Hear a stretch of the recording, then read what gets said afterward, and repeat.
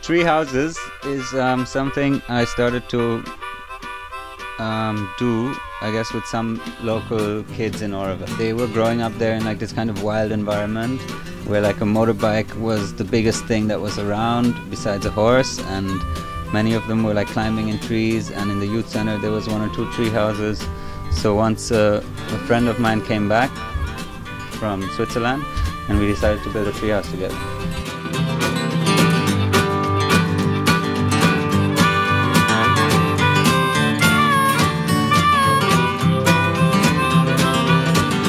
I got most of my professional experience in Auroville, and I also worked a lot in Europe, in various countries, in the construction sector. So I learned how to build with various materials. I learned a lot of flooring in Germany. Rolling down that crazy road track. Don't you want to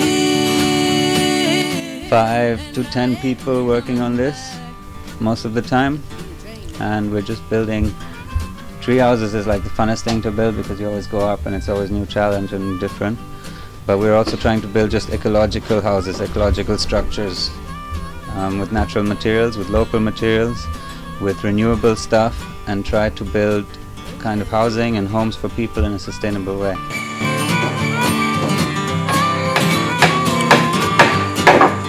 So every treehouse we build is completely different, and normally it's a really interactive process. The way we build is we go and somebody is interested, and now more and more people are interested from all over the world, and they ask us, can you come and help us build a treehouse? We want to build a treehouse, so can you give us a class, or can you build it for us?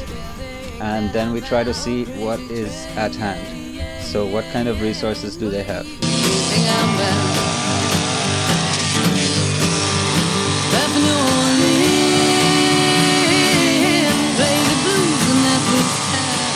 And every time you build a treehouse, it's got to be better.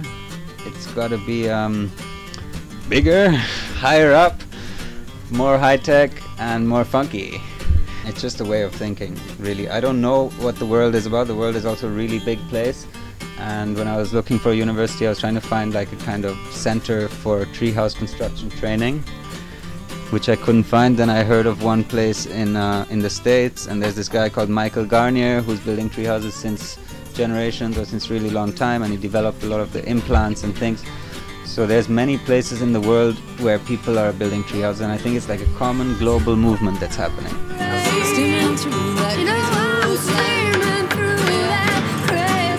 To have a proper tree house that's like a really well-equipped living space with all the facilities is also possible, but not many people are ready to accept that and ready to take that step and say, if I'm ever going to build a house for myself in some place, it's going to be a tree house.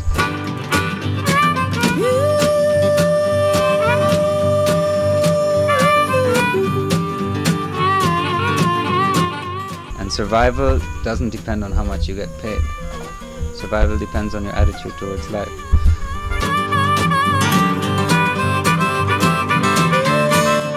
I'd recommend people to stay in a tree house because it's just amazing. It's a romantic, really great experience which you'll never forget. And like all kids at some point, they usually, if they have the choice to dream, they dream of the tree house, having their own little place.